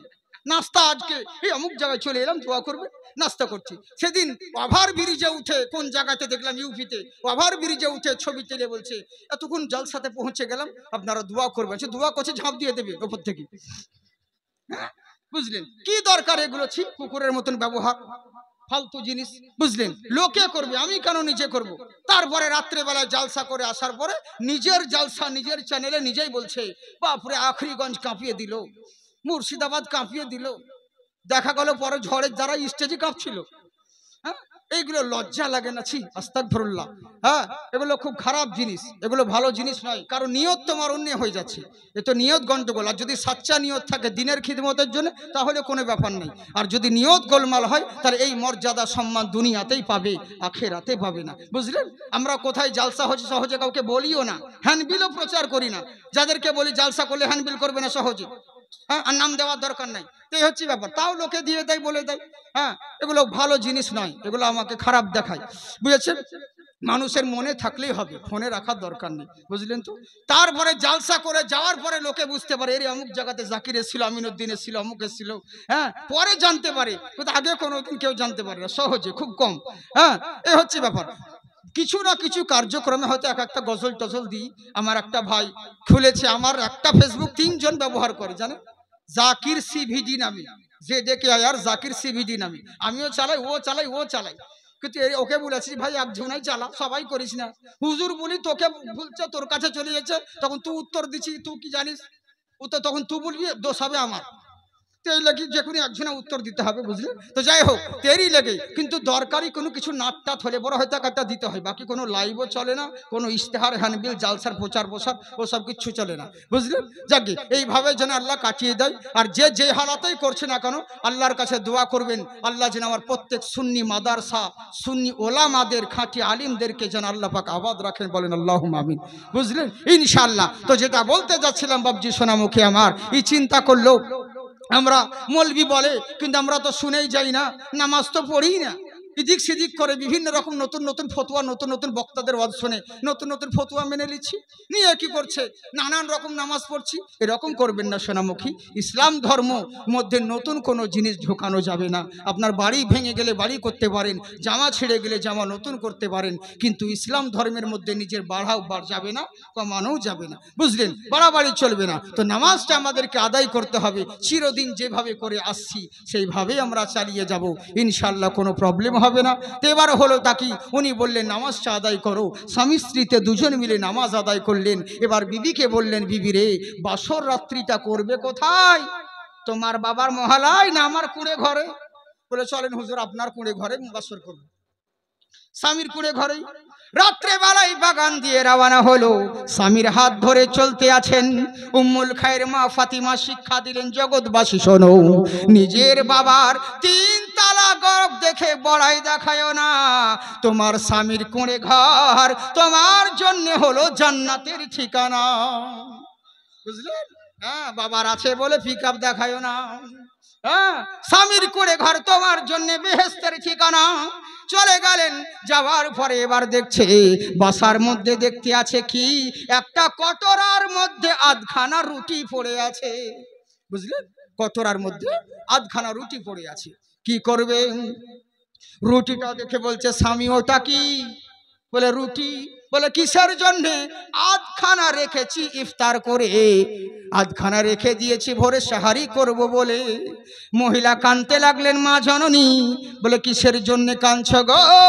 বললে স্বামী, আমি আমার আব্বাকে বলেছিলাম, আব্বা গো তুমি আমাকে কার হাতে সঁপে দিচ্ছ? আমার আব্বা কেঁদে কেঁদে বলেছিল, মা তোকে এমন ছেলের সঙ্গে বিয়ে দিচ্ছি যেই ছেলে মদ খায় না, জুয়া খেলে না, ব্যভিচারী করেনি, একটা পরেশগার আল্লাহওয়ালা ইমানদার মুত্তাকিন ছেলের সঙ্গে বিবাহ দিচ্ছি, একজন তাকওয়াবান ছেলে। কিন্তু বাসর রাত্রিতে স্বামীর ঘরে এসে দেখলাম আমার স্বামী অতটা মুত্তাকিন নয়। বলে এরকম কথা কেন বলছো গো? বলে কেন বলবো না, আসমানের পাখিরা সকাল বেলায় উড়ে চলে যায়, ক্ষুধার্ত অবস্থায় উড়ে চলে যায়, আবার সন্ধে বেলায় উদার পূর্ণ হয়ে বাসায় ফেরত আসে। আগামীকাল কি খাবো পাখিরা কোনোদিন ভাবে না। আর তুমি আশরাফুল মখলুকাত, আজকের খেয়েছো, আগামী কালকের জন্য রুজি সঞ্চয় করে রেখেছো। পাখির আল্লাহর উপর ভরসা আছে, তোমার আল্লাহর উপর ভরসা নাই। এরই লেগেই বললাম তুমি অতটা তাকওয়াবান পুরুষ নয়, বুঝলেন? বলে বিবি রে, এমন আঘাত তুমি আমায় দিলে। বলে কেন দেব না? ওই ঘড়াই কি বলে পানি? বলে কিসের জন্যে? বলে ওই পানি পান করি, অজু ভেঙে গেলে অজু করি। বলে স্বামী গো, ইমামে আজম আবু হানিফা রাদিয়াল্লাহু তাআলা আনহু এশার অজুতে ফজরের নামাজ 40 বছর ধরে পড়েছিলেন। আর তুমি কেমন পরহেজগার বান্দা, অজু করো অজু ভেঙে যায়, অতটা আল্লাহওয়ালা হতে পারো নাই। সঙ্গে সঙ্গে বিবির কথা শুনে আবু সালে করলো তাকি, বললে বিবি রে, তুমি আমার আঘাত দিয়েছ দিলে, কিন্তু জেনে রাখো আজ থেকে তোমার বিছানা হলো আলাদা, আমার বিছানা হলো আলাদা।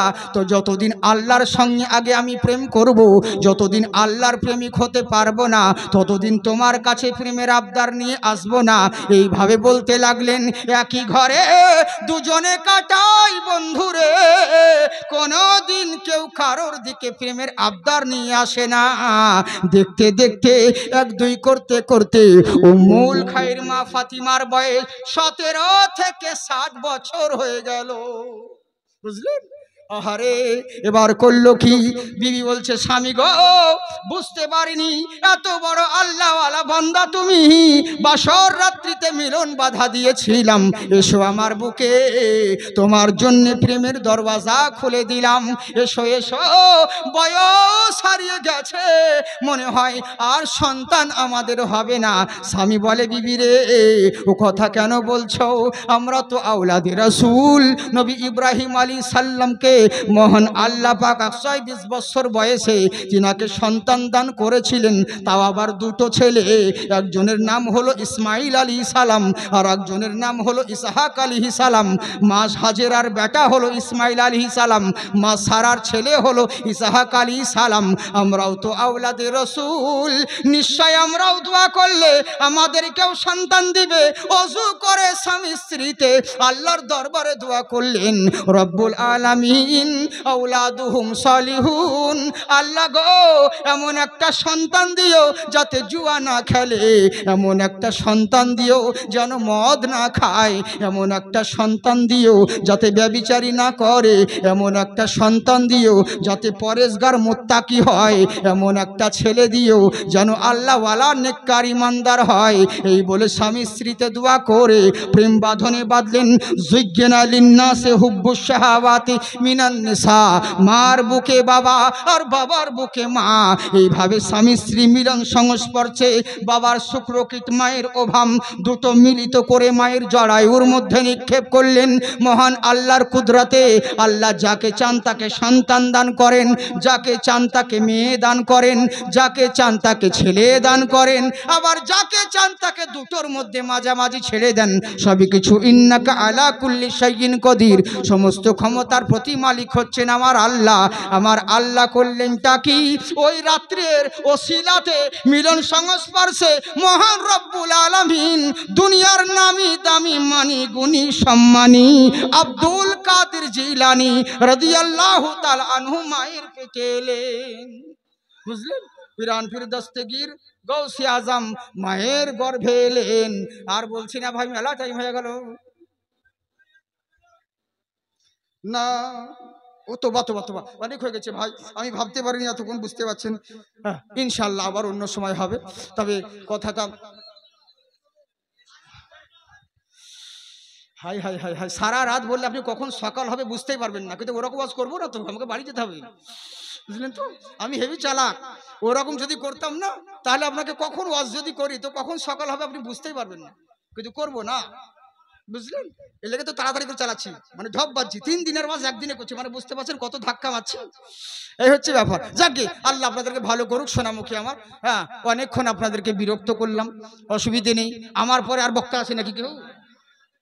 আছে যে আমাদের মুফতি সাহেব আছে, মুবারক সাহেব। হ্যাঁ, অত সহজ উনি হাদিস ঝালিয়ে আনতে গেছে। হ্যাঁ উনি, হ্যাঁ যাকে খুব ভালো।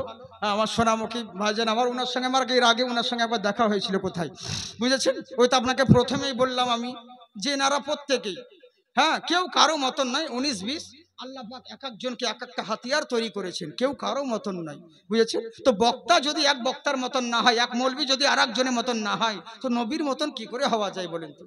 চিন্তা করে দেখুন। এরই জন্যেই প্রত্যেকটাই হচ্ছে ফুল, এক একজনের এক একটা খুশবু। 500 টাকা কে দিলেন, যাই হোক আল্লাহ তুমি তার নেকদানকে কবুল করো। মাশাআল্লাহ, রমজান মাস, প্রথম রমজানে জন্মগ্রহণ করলেন।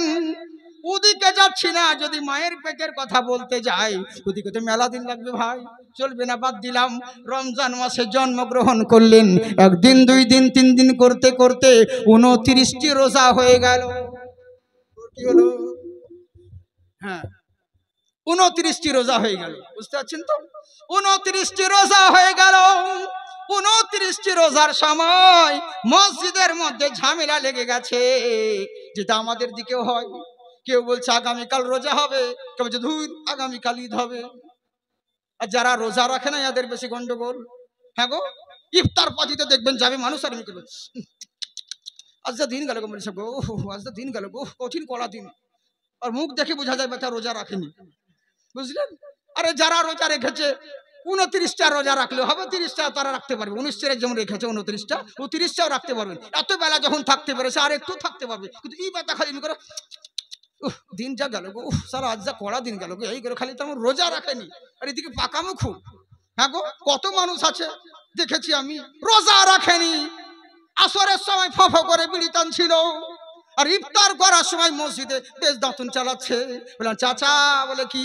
বলে বিকালবেলা যে দেখলাম দাঁতুন মানে বিড়ি টানছিলে, এখন কেন দাঁতুন ঘুষছো? বলে অল্প বয়সে মৌলবি হয়ে গেছো, তুমি বুঝবা না। তাহলে বলো চাচা কি খবর? বলে দেখো বাবা, এতই তো রোজা না করে একটা পাপ করে ফেলেছি। তো ইফতারটা ছেড়ে দিন কি আর একটা পাপ করবো? এই লেগে করি না, মানে যুক্তি দারুণ, বুঝলেন তো? এই হচ্ছে ব্যাপার। তাই বার করলো কি, অনেক মানুষ আছে যারা রোজা রাখেনি, তারাই ঝামেলা করে, আগামীকাল ঈদ হবে ঈদ হবে করে। এবার আবু মুসা বলতে আছেন আব্দুল্লাহ সুমাই, মসজিদের মধ্যে ইমাম সাহাব বলতে আছেন, শোনো, তারাবি পড়ার পরে তোমরা মসজিদে কেউ গন্ডগোল বাধায়ও না, ঝামেলা সৃষ্টি করবে না, এটা খোদার ঘর। এক কাজ করো, সবাই তারাবি পড়ে বাড়ি চলে যাও, যে যার ঘুমিয়ে পড়ো, সেহেরি খেয়ে নিবে রোজার। সেহারি খাওয়ার পরে আজান যখন দিবে, ফজরের নামাজ পড়তে তোমরা আসবে, তখন বলে দিব আগামীকাল রোজা হবে না ঈদ হবে।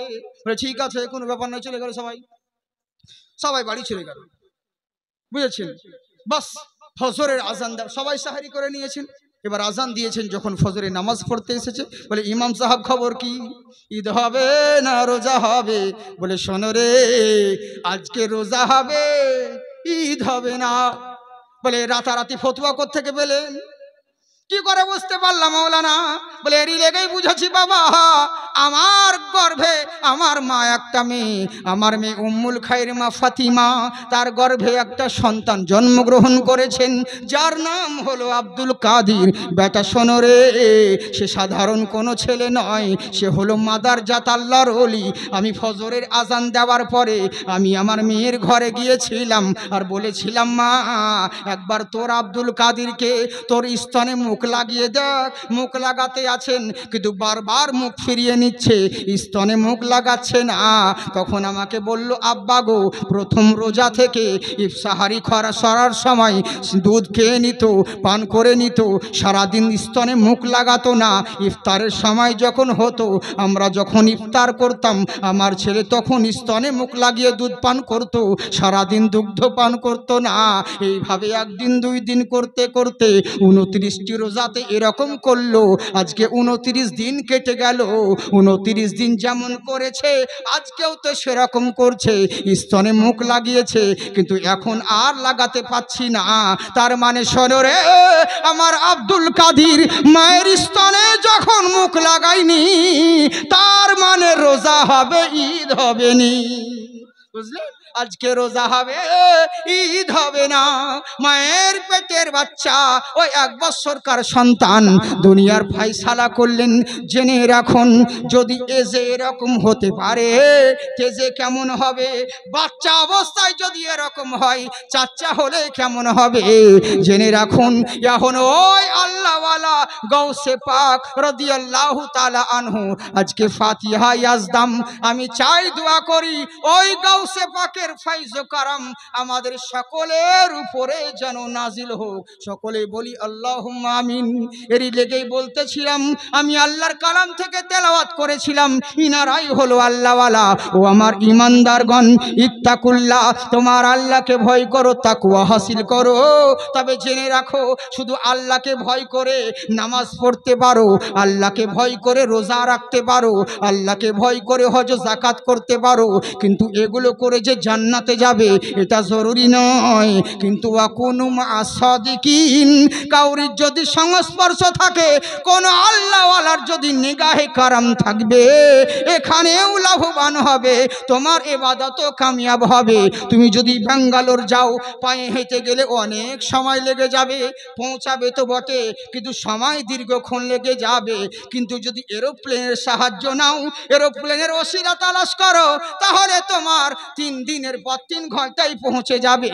তেমনি জেনে রাখো, আল্লাহ অবধি পৌঁছাতে গেলে অনেক সময়, কোনো আল্লাহওয়ালার সাহারা যদি নিয়ে নাও, ওই রকম সারা 60 বছরকার ইবাদত মহান আল্লাহ পাক একদিনের ইবাদত যদি কবুল করে নেয়, 60 বছরকার ইবাদত কবুল হয়ে যাবে, লাভবান হয়ে যাবে। তাই বার করলো কি, এরই জন্যই বলে, কোনো আল্লাহওয়ালার নিগাহে কারাম যদি তোমার মধ্যে থাকে, কোনোদিন তোমার দিল থেকে ঈমান নষ্ট হবে না। তাই বান্দা শোনো, দুনিয়ার বুকে যতদিন থাকবে, ইসলামের মধ্যে চলাচল করো, আল্লাহকে ভয় করো এবং সত্যবাদীর সংস্পর্শ লাভবান করো। আল্লাহ আল্লাহ রসুল আপনাদের আমাদের সকলকে যেন ইহদিনাস সিরাতাল মুস্তাকিম পথে চলার তৌফিক দান করেন। বুঝলেন বাবাজি, সোনামুখী, আমার বলার মধ্যে ভুল ত্রুটি হলে ক্ষমা করবেন।